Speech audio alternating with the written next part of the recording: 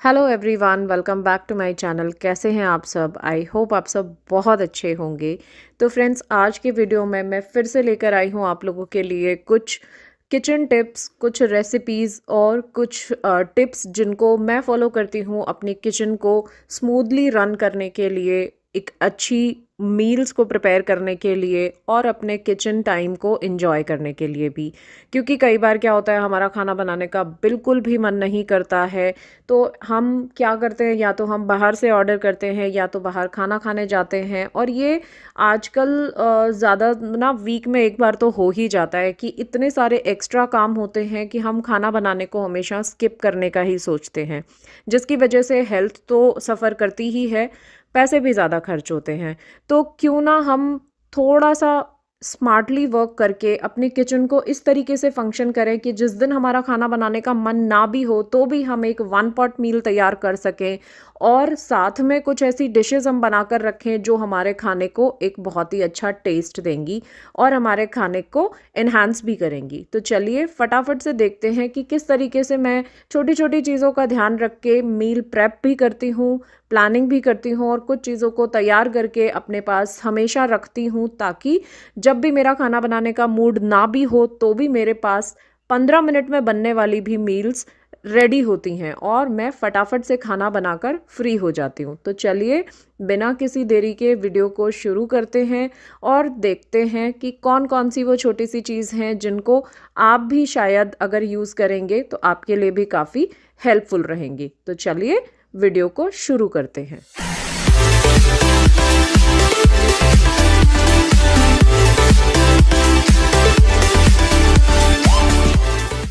तो meal planning में सबसे पहले ना, क्योंकि मेरे यहाँ पर साउथ इंडियन काफ़ी बनता है, मुझे भी बहुत पसंद है, और ना डोसा तो अजय को भी बहुत पसंद है, तो मैं ना बैटर बना के रखती हूँ। तो 3 कटोरी चावल और 1 कटोरी उड़द की दाल, 3:1 का रेशो लेके हम इनको ना भिगो के रख देंगे, और उसमें मैं आधा कटोरी ना चने की दाल भी डालती हूँ, जिससे क्रिस्प बहुत अच्छा आता है। इनको आप भिगो कर रख दीजिए और इस तरीके से बारीक पीस के थोड़ा सा फेंट लीजिए और इसको एक बड़े बर्तन में ढककर रख दीजिए। तो देखिए करीब करीब 12 घंटे के बाद में ये ना फर्मेंट हो जाता है। तो फर्मेंट हो गया अच्छे से। अब जितना आपको चाहिए अभी बनाने के लिए उतना अलग से निकाल लीजिए और एक कंटेनर में भर के इसको फ्रिज में रख दीजिए। हफ्ते भर तक आराम से चलता है ये। तो मैं देखिए इस कंटेनर में इसको भर के रख रही हूँ, और अभी क्योंकि डोसा बनेगा तो बचे हुए बैटर में हम डोसा बना लेंगे। इसको रखेंगे, आप इससे उत्तपम भी बना सकते हैं, आप इससे अप्पे भी बना सकते हैं। तो ये एक मल्टीपर्पज़ हो जाता है, बहुत सारी चीज़ें इसी से बन जाती हैं। तो देखिए डोसा कितना अच्छा इस पे बन के तैयार होता है, और घर के बैटर के जो डोसा बनता है ना, उसका टेस्ट एकदम अल्टीमेट आता है। तो मैंने यहाँ पर मसाला भी बना के रख लिया है, और आज बन रहा है मसाला डोसा और सांभर। तो ये एक बहुत अच्छा तरीका है, आप बच्चों को सुबह सुबह नाश्ते में भी दे सकते हैं ये, अगर आपके पास बैटर रेडी होगा तो ये आप ज़रूर बना कर रखिए। उसके बाद हम मसाले, क्योंकि देखिए मैं सारे मसाले घर पर ही पीसती हूँ, तो ये खड़ा धनिया है, इसको मैं पीस लेती हूँ। मैं हर हफ्ते पीस कर इनको जो है ना मसालदानी में भर देती हूँ, 1 हफ्ते का। मैं इनको अलग से कंटेनर में पीस के भर के नहीं रखती हूँ, क्योंकि ताज़ा जब मसाले पिसते हैं ना तो उसकी खुशबू बहुत अच्छी आती है। तो ये इतना ही मैं पीस के रखूँगी जो हफ्ते भर के लिए मेरा काम आ जाएगा। तो देखिए ये भी मैं घर पर ही पीसती हूँ, हमेशा खड़े मसाले लेकर आती हूँ और फ्रेश अपने घर पर पीसती हूँ। सेम मिर्ची भी देखिए ख़त्म होने वाली है, पर थोड़ी सी है तो मैं अभी पीस के इसको रख लूँगी, क्योंकि बिल्कुल ही ख़त्म हो गई है। अब जाना ही है डीमार्ट, तो वहाँ से लेकर आ जाएंगे बची हुई मिर्चियाँ भी। तो देखिए ये मैं पीस के और रख लूँगी, क्योंकि इससे मुझे बनाना है अभी एक रायता मसाला। तो वो मैं आपको अभी आगे वीडियो में बताऊँगी कि किस तरीके से मैं उसको बना कर रख लेती हूँ, ताकि सलाद में भी काम आ जाता है और नॉर्मली रायते में भी। उसके बाद ये है हींग। तो हींग ना मैं हमेशा 2 तरीके की लेके आती हूँ। एक इस तरीके से जो ग्रैनुअल्स वाली आती है वो लेकर आती हूँ, जो थोड़ी सी स्ट्रॉन्ग होती है, महंगी वाली जो आती है ना, करीब करीब शायद 300-400 रुपए की 10 ग्राम आती है वो। और उसके साथ में मैं लेकर आती हूँ नॉर्मल जो पिसी हुई हींग आती है। इन दोनों को मिक्स करके रख लेती हूँ मैं। तो पीस के देखिए इस मिक्स करके इसको जो है ना हम भर के रख लेंगे, ताकि कम हींग यूज़ हो और ज़्यादा कड़वाहट भी ना हो, क्योंकि कई बार ऐसा होता है ना, हाथ खुला है तो ज़्यादा यूज़ हो जाती है अगर पूरी हैवी वाली हो तो। तो उसके बाद देखिए ये जो रायता मसाला बना रही हूँ मैं, इसमें मैंने दोनों तरीके के नमक लिए हैं, काला नमक और सफ़ेद नमक, लाल मिर्ची ली है। उसके बाद हम इसमें थोड़ा-सा, अगर आपके पास सूखा पुदीना पाउडर है ना, तो वो आप लीजिए। बहुत अच्छा फ्लेवर आता है। जीरा लीजिए, भुना हुआ, पिसा हुआ जीरा, और इसमें मिक्स करके इन सबको और रख लीजिए। थोड़ा-सा इसमें डालूँगी मैं अमचूर भी, ताकि एक खटास भी आ जाए, ताकि आप अगर सलाद में डाल के खाएँ ना, तो वो भी बहुत अच्छा लगेगा। तो इन सब मसालों को आप एकदम मिक्स करके और कंटेनर में भर के रख लीजिए। हमेशा आपके पास रहना चाहिए, क्योंकि अब सॉरी, गर्मियाँ आ गई हैं, तो गर्मियों में ये ना छाछ के लिए भी बहुत अच्छा रहता है। जब आप छाछ बनाते हैं तो आप वो उसमें भी यूज़ कीजिए, सलाद में भी यूज़ कीजिए, रायते में भी यूज़ कीजिए। तो ये एक जो है ना, सब तरीके से आप यूज़ कर सकते हैं इस मसाले को। तो खाने के साथ में ना कुछ चीज़ें ऐसी होती हैं जो हमेशा अच्छी लगती हैं खाने में। जैसे मिर्च हुई, छुकी हुई, अगर छौंक कर आप मिर्च रख लेंगे तो वो एक साइड डिश हो जाती है। चटनी बनाकर रखना, ये सारी चीज़ें ना हमेशा अगर अवेलेबल रहें, तो अगर आपने बहुत ही सिंपल खाना भी बनाया ना, तो भी साइड डिशेज़ की वजह से वो खाना बहुत ही टेस्टी और फुलफिलिंग हो जाता है। तो देखिए इस तरीके से मिर्च को जो है ना, मैं सिर्फ़ हींग और जीरे में छौंक लेती हूँ और थोड़ा-सा इसको पका लीजिए। मुश्किल से 5 मिनट के अंदर ये प्रिपेयर हो जाती हैं और खाने का स्वाद है ना 4 गुना हो जाता है। ज़्यादा इसमें मसाले भी नहीं पड़ते हैं, सिर्फ़ नमक और थोड़ी-सी हल्दी डालिए, हींग जीरे का छौंका दीजिए और उसके बाद इसमें हम नींबू मिला लेंगे। मुश्किल से 5 मिनट इसको कढ़ाई में हमें चलाना है और ये एकदम बनकर हो जाती हैं तैयार। तो जब तक मिर्ची बन रही है, तब तक साइड में दूसरा प्रिपरेशन कर लेते हैं। मैं बना रही हूँ चीनी को पीस कर बूरा। तो चाहे तो आप बूरा भी खरीद कर ला सकते हैं, लेकिन कभी-कभी मैं नहीं लाती हूँ, तो मैं इसी तरीके से चीनी को बारीक पीस लेती हूँ और भर के एक डब्बे में रख लेते हैं। क्योंकि अब देखिए गर्मियाँ हैं, तो ठंडा-ठंडा दूध पीना और कोल्ड कॉफ़ी पीना और शरबत बनाना, इन सब में ना चीनी घोलने में बहुत टाइम लगता है। अगर ठंडा हो तो फिर चीनी बहुत मुश्किल से घुलती है, तो यहाँ पर चीनी का पाउडर बहुत काम आता है। तो आप भी हमेशा ना चीनी का पाउडर बनाकर रखिए, ताकि जभी भी आपको चाहिए वो आपके पास में अवेलेबल हो।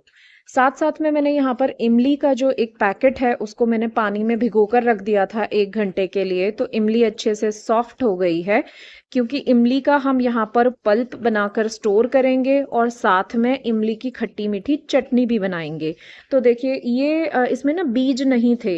ये जो मार्केट में आजकल बहुत आसानी से मिल जाती है, जिसमें बीजे नहीं होते हैं, वो इमली मैं लेकर आई थी और इसको भिगोकर अच्छे से सॉफ्ट हो गई है। तो अब हम इसमें थोड़ा-सा पानी मिलाकर इसको अच्छे से पीस लेंगे और पीसने के बाद हम इसको बढ़िया से छान लेंगे। क्योंकि देखिए इमली की ज़रूरत बहुत सारी चीज़ों में पड़ती है, और अगर आप खाना बनाते समय ये प्रोसेस करेंगे, तो एक तो इसमें वेस्टेज भी होता है और दूसरा टाइम भी बहुत लगता है। तो मैं, क्योंकि देखिए जब सांभर बनाना होता है या चटनी के लिए आपको इमली चाहिए, या फिर दाल ढोकली है, बहुत सारी डिशेज़ में इमली आपको चाहिए होती है।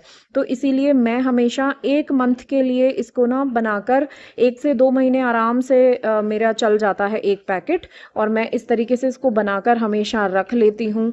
क्योंकि मीठी चटनी भी जो है ना गर्मियों में बहुत लगती है।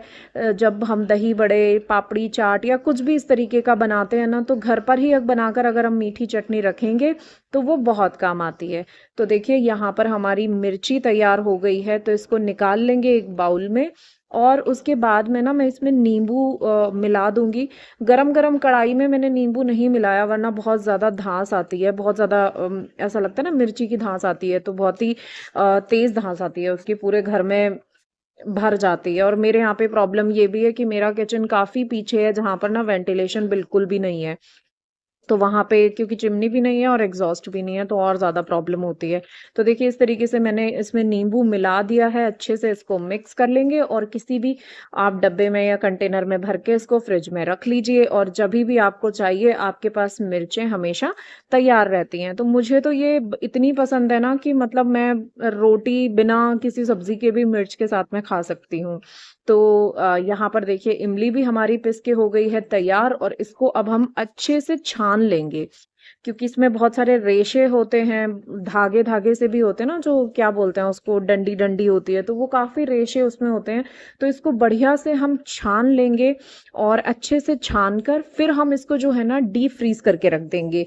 आइस क्यूब्स जमा के इसकी रख देंगे, मतलब जो आइस क्यूब वाला जो ट्रे होता है, आइस ट्रे होता है, उसके अंदर हम इसके क्यूब्स बना के और फिर इनको डब्बे में भर के रख लेंगे। तो जब भी हमें चाहिए सिर्फ 1 या 2 क्यूब, जितना आपको चाहिए उतना निकालिए और यूज़ कीजिए। इतना ईज़ी हो जाता है ना, ख़ासकर जब सांभर बनाना है। और मुझे तो ना इमली की चटनी भी बहुत अच्छी लगती है, जो भी हरे धनिये की चटनी बनाते हैं, तो उसमें भी आप अगर नींबू, क्योंकि कई बार काफ़ी कॉस्टली भी होते हैं, अच्छे भी नहीं मिल रहे होते हैं, बिल्कुल छोटे-छोटे से बिना रस वाले नींबू मिलते हैं, तो उस टाइम पर जो है ना ये इमली इतना काम आती है ना कि आप एक जो है ना क्यूब निकालिए और चटनी के अंदर डालिए, फिर देखिए आप कितना टेस्टी आपकी चटनी बन के तैयार होती है। और इसमें ना वेस्टेज भी काफ़ी कम होगी, क्योंकि देखिए जो वेस्टेज होगा उसका हम कितना अच्छा यहाँ पर यूज़ करेंगे। तो देखिए मैंने छोटे वाले में छन नहीं रहा था अच्छे से, तो मैंने बड़ी छन्नी और बड़ा बर्तन ले लिया, उसमें हम पूरा पल्प निकाल कर अच्छे से इसको छान लिया है। जितना छान सकते थे उतना हमने इसको छान लिया है। अब ये जो इसका एक्सट्रैक्ट बचा है, इसको हम वापस जो है ना मिक्सी के जार में डालेंगे और 1 ग्लास इसमें पानी डालिए और इसको वापस से पीसिए, क्योंकि बहुत ज़्यादा खटास रहती है इसमें, इतनी ज़्यादा। तो इस जो पानी है ना, इस पानी से हम बनाएंगे मीठी चटनी। तो देखिए कितना पानी, इसमें कितनी खटास थी, बहुत ज़्यादा गाढ़ा है, अभी भी इसमें बहुत सारा था। तो मैंने करीब इसको 2 से 3 बार आधा-आधा ग्लास पानी डाल के अच्छे से छान-छान के इसका पूरा एक्सट्रैक्ट निकाल लिया है और इस पतीले में मैंने निकाल लिया है। और इसके बाद अब हम इसको जो है ना बनाएंगे मीठी चटनी, जो खट्टी मीठी चटनी बनती है वो। तो देखिए ये काफ़ी लिक्विड ही लग रहा होगा अभी आपको, लेकिन जैसे-जैसे हम इसमें चीनी डालेंगे और मसाले डालेंगे और इसको उबालेंगे ना, तो इसकी कंसिस्टेंसी एकदम बढ़िया हो जाएगी। तो देखिए वेस्टेज भी एकदम हमारा नहीं हुआ इसमें, और साथ-साथ हमारी चटनी भी बनकर तैयार हो गई। तो देखिए ये सिलिकॉन ट्रे है, इसके अंदर जो है ना मैं ये पूरा जो है पल्प उसको डाल देंगे अच्छे से और इसको हम फ्रीज़र में फ्रीज़ होने के लिए छोड़ देंगे। इस तरीके से अगर आप इमली की जो ये क्यूब्स हैं ना वो बनाकर रखेंगे तो ये बिल्कुल भी खराब नहीं होती हैं, चाहे आप 6 महीने फ्रीज़र में रख लीजिए, बिल्कुल नहीं बिगड़ेंगी और बहुत अच्छी बनी रहेंगी। जभी भी आपको चाहिए आप सिर्फ फ्रीज़र से निकालिए और यूज़ कीजिए। तो बहुत ही बढ़िया तरीका है ये इनको फ्रीज़ करके रखने का। देखिए कितने अच्छे से फ्रीज़ हो गई हैं। अब इनको निकाल कर किसी भी एयर टाइट कंटेनर में आप भरकर फ्रीज़र के अंदर रख दीजिए। बहुत ही आसान होती हैं, बिल्कुल टाइम नहीं लगता है, मुश्किल से 15 से 20 मिनट के प्रोसेस में आपका महीनों का काम जो है ना वो आसान हो जाता है। तो जिस भी दिन हमें थोड़ा-सा टाइम मिले, थोड़े से फ्री हों, उस दिन हम जो है ना ये काम कर सकते हैं और हमारे एक पन दो काज हो जाते हैं। हमारी इमली भी तैयार हो जाती है और साथ में तैयार हो जाती है खट्टी-मीठी चटनी। तो देखिए साइड में ये उबल रहा है तब तक। अब इसमें धीरे इसको बनने में थोड़ा-सा टाइम लगेगा, क्योंकि हमने काफ़ी सारा पानी इसमें यूज़ किया है। तो देखिए अब इसमें डाल देंगे हम चीनी। आप चाहें तो गुड़ भी यूज़ कर सकते हैं यहाँ पर, बट मैंने चीनी का यूज़ किया है। मुझे गुड़ वाली जो है ना वो थोड़ी-सी कम पसंद होती है। तो अगर आपको गुड़ पसंद है तो आप बिल्कुल इसमें गुड़ भी डाल सकते हैं। फिर डालेंगे इसमें लाल मिर्ची और नमक। दोनों तरीके के नमक हम इसमें यूज़ करेंगे, काला नमक भी और हमारा जो रेगुलर सॉल्ट होता है वो भी। कुछ लोग इसमें सौंठ भी डालते हैं, बट मैं पर्सनली नहीं डालती हूँ, क्योंकि मुझे सौंठ का टेस्ट बिल्कुल अच्छा नहीं लगता है। तो देखिए ये कितने अच्छे से बनके रेडी हो गई है और काफ़ी अभी गरम है ना, तो काफ़ी पतली इसकी कंसिस्टेंसी लग रही है, लेकिन देखिए अब ठंडी हो गई है तो काफ़ी थिक हो गई है। और बहुत ज़्यादा थिक होती है तो फिर वो खाने में भी उतना टेस्ट नहीं आता है, क्योंकि अगर आप चाट पापड़ी के ऊपर डाल रहे हो तो थोड़ा सा तो लिक्विड ही चाहिए ही सही। मार्केट में जो पेस्ट मिलता है वो काफ़ी गाढ़ा मिलता है, तो वो तो बिल्कुल भी मुझे पसंद नहीं है, क्योंकि एक ड्रॉप एक ही जगह पे गिरती है, प्रॉपर उसको स्प्रेड कर ही नहीं सकते हैं। तो देखिए मेरी चटनी बनके हो गई है तैयार। अब मुझे बनाना है पापड़ की चूरी, क्योंकि मेरे यहाँ पर काफ़ी खाई जाती है, मेरे हस्बैंड को बहुत ज़्यादा पसंद है, मतलब नमकीन और पापड़ या फिर पापड़ की चूरी इनको बड़ी पसंद है खाने के साथ में। तो चाहे टिफ़िन के लिए हो चाहे घर पे हो, उनको बहुत अच्छी लगती है। तो मैं इसको ना बनाकर रख लेती हूँ ताकि रोज़-रोज़ पापड़ सेकने का झंझट ही ना रहे, और अवेलेबल रहती है तो फटाफट से हम लेकर खा सकते हैं, क्योंकि कई बार ऐसा होता है कि आपको याद ही नहीं है कि पापड़ सेकना है। तो देखिए मेरे पास 3 तरीके के पापड़ थे, मैंने तीनों को मिक्स करके चूरी बनानी है। तो अच्छे से इनको सेकते जाएँगे, मैं माइक्रोवेव में सेकती हूँ पापड़। तो पापड़ सेकने के बाद में उनको हम अच्छे से चूरा कर लेंगे और कुछ सिंपल बेसिक से मसाले इसमें मिलाएँगे, क्योंकि पापड़ ऑलरेडी काफ़ी मसालेदार होता है, बट फिर भी क्योंकि ये साइड डिश है तो थोड़ी-सी ना चटाकेदार ही अच्छी लगती है, थोड़ा-सा चटपटी हो तो बहुत बढ़िया टेस्ट आता है। तो सारे पापड़ों को हम चूर लेंगे और इसमें डलेगा थोड़ा-सा देसी घी।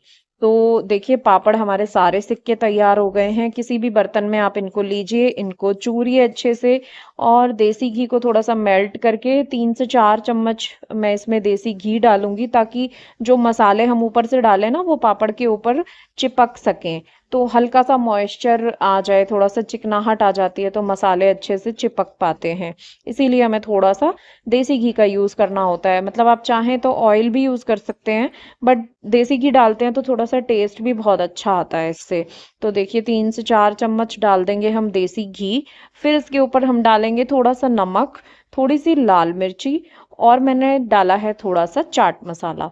तो बस सिंपल 2 से 3 मसाले हमने इसमें यूज़ किए हैं और इसको अच्छे से मिक्स करके किसी भी एयर टाइट कंटेनर में आप भर के रख दीजिए। अगर आपने खिचड़ी बनाई है, पुलाव बनाया है, दाल-चावल बनाए हैं, उन सब के साथ में ना ये बहुत ही अच्छा लगता है। तो देखिए कितना ईज़ी प्रोसेस, सिर्फ़ पापड़ सेकने का जो टाइम है बस वही लगना है और एक बार हमने बनाया और कम से कम 10 से 15 दिन का जो है ना हमारा काम इसमें हो जाता है। तो यही छोटे-छोटे से टिप्स होती हैं जिनकी वजह से हम अपना खाने का जो टेस्ट है ना उसको एनहांस कर सकते हैं और अपना जो डेली का खाना बनाने का टाइम है उसको थोड़ा-सा रिड्यूस कर सकते हैं। तो मैं ये कुछ साइड डिशेज़ हमेशा बनाकर रखती हूँ, जिससे अगर कभी ऐसा भी होता है ना कि सिर्फ़ हमने खिचड़ी या दाल-चावल या पुलाव बनाया तो हमारे पास 4 चीज़ें ना एक्स्ट्रा होती हैं खाने के लिए। तो देखिए मेरा पापड़ की चूरी भी बनके हो गई है तैयार और इसको अब हम बंद करके अच्छे से एयर टाइट कंटेनर में स्टोर करके रख उसके लेंगे। बाद अब मुझे चटनी बनानी है। तो जो लहसुन और लाल मिर्ची की चटनी होती है ना भई, ये बहुत ही टेस्टी लगती है। एक तो खाने के साथ आपके खाने के टेस्ट को भी एनहांस करती है, साथ में ये एक चिली गार्लिक पेस्ट के तरीके से भी यूज़ आप कर सकते हैं सब्जियों में, अगर आपको इंस्टेंट चाहिए तो। तो देखिए मैंने बहुत सारी मिर्चियाँ जो है ना वो उबाल ली हैं थोड़ी-सी, 2 मिनट गर्म पानी में उबाल लेंगे ना तो फटाफट से सॉफ्ट हो जाती हैं। अगर टाइम हो तो भिगो के रख दीजिए आधा घंटे के लिए, वो अपने आप सॉफ्ट हो जाएँगी। और अगर जल्दी बनानी है तो आप थोड़ा-सा बॉयल कर लीजिए इनको 2 मिनट के लिए। तो देखिए 2-3 मिनट के लिए मैं इसको बॉयल कर दूँगी और उसके बाद खूब सारा छिला हुआ लहसुन ले लीजिए और ये मिर्ची डाल लीजिए, इनको पीस लेंगे। कुछ लोग इनको फ्राई करके भी बनाते हैं, पहले इनको फ्राई करते हैं फिर पीसते हैं, बट मैं हमेशा ना इनको इसी तरीके से बनाती हूँ। नॉर्मली दोनों को ग्राइंड कर लीजिए अच्छे से नमक डाल के और उसके बाद फिर फ्राई करती हूँ मैं इसको ऑयल में, ताकि इसकी शेल्फ लाइफ भी बढ़ जाती है और काफ़ी दिन तक ये फ्रिज में स्टोर करके हम रख सकते हैं। तो देखिए थोड़ा-सा तेल ले लीजिए और उसमें किसी भी चीज़ का बघार नहीं डालना है, मतलब जीरा वगैरह कुछ भी नहीं डालना है, सिर्फ़ ये पेस्ट डालिए और इसको अच्छे से चलाते हुए पका लीजिए। मतलब तेल एकदम जब तक अलग ना हो जाए तब तक इसको पका लीजिए, तो ये बहुत अच्छा जो है ना बन के तैयार होता है, टेस्ट भी बहुत अच्छा आता है। नमक प्रिज़र्वेटिव का भी काम करेगा और टेस्ट तो देगा ही देगा, तो ये बहुत अच्छी एक रेसिपी है। कुछ भी अगर ना हो ना, कई बार तो मुझे तो अगर लस्सी और मतलब जो छाछ होती है वो और सिर्फ़ मोटी-सी रोटी बना के और इस चटनी के साथ ही खाने में बहुत मज़ा आता है। हमारे यहाँ तो गाँव में तो ये सिलबट्टे पे बनाई जाती थी, बट अब सिलबट्टे पे तो इतना हमेशा नहीं बनती है, तो मैं पीस के रख लेती हूँ। तो देखिए बन चुकी है और ऊपर से डाल दिया थोड़ा-सा नींबू। तो नींबू भी प्रिज़र्वेटिव का भी काम करेगा, साथ-साथ में एक अच्छी-सी खटास भी आ जाएगी चटनी में। तो इसको आप एक कंटेनर में भर के स्टोर करके और फ्रिज में रख लीजिए। बहुत दिन तक ये खराब नहीं होगी और आप इसको एन्जॉय कर सकते हैं। अब इलायची पाउडर, क्योंकि इलायची पाउडर ना बहुत सारी चीज़ों में ज़रूरत होती है और उस समय एकदम से कूटना बहुत कई बार मुश्किल हो जाती है। खीर बना रहे हैं, हलवा बना रहे हैं, बहुत सारी चीज़ें हैं। तो देखिए इलायची को लीजिए और थोड़ी-सी उसमें चीनी डाल के उसको एकदम बारीक पाउडर कर लीजिए और उसको भी कंटेनर में भर के रख लीजिए। तो मुझे ये बहुत आसानी रहती है इन सब चीज़ों को करने में। ये करीब महीने, डेढ़ महीने आराम से चल जाएगा, क्योंकि बहुत सारी चीज़ों में अगर आपको चाय के लिए भी चाहिए तो 1 चुटकी आप यूज़ कर सकते हैं। या फिर किसी भी चीज़ में आपको ज़रूरत पड़े, चाय में हलवा बन रहा है, बहुत सारी चीज़ों में ये काम आ जाती है। इसी तरीके से लौंग पाउडर भी मैं बनाकर रखती हूँ, क्योंकि लौंग भी बहुत सारी चीज़ों में यूज़ होती है और हमेशा उसको कूट के और पीस के मैं रख लेती हूँ, ताकि जब भी ज़रूरत हो तो ये काम बहुत आसान हो जाता है, वरना उस समय एकदम से पीस के और फिर चीज़ों को करना थोड़ा-सा मुझे अनकंफर्टेबल करता है, इसीलिए मैं पहले से ही इनको बनाकर रख लेती हूँ। अब मूँगफली जो है ना, वो भी मैं रोस्ट करके ही रखती हूँ, क्योंकि कच्ची मूँगफलियाँ तो जनरली बहुत सारी चीज़ों में यूज़ होती नहीं हैं। रोस्टेड रहेंगी तो ये आप चाय के साथ में भी खा सकते हैं, व्रत है तो उसमें भी काम आ सकती है और पोहा वग़ैरह कुछ भी हम बना रहे हैं, चटनी बना रहे हैं, तो उसमें भी हमें रोस्टेड मूँगफलियों की ज़रूरत पड़ती है। तो देखिए इनको अच्छे से रोस्ट कर लीजिए, मैंने माइक्रोवेव कर लिया है इनको, ठंडी हो जाएँगी, उसके बाद अगर छिलका हटाना चाहते हैं तो हटा दीजिए और फिर इनको डब्बे में स्टोर करके रख लीजिए। इसी तरीके से लहसुन भी मैं हमेशा छील के फ्रिज में रखती हूँ, ताकि डेली जो है ना सब्जियां बनाते टाइम आपको लहसुन छीलने में टाइम वेस्ट ना करना पड़े। तो करीब हफ्ते 10 दिन का लहसुन मैं छील के रख देती हूँ। जब भी समय मिले दिन में आप लहसुन छील लीजिए और उनको इस तरीके से किसी भी एयरटाइट कंटेनर में भर के रख लीजिए। तो इन सब चीज़ों से ना हमारा डेली रूटीन जो है ना कुकिंग का, वो बहुत ही ईजी हो जाता है।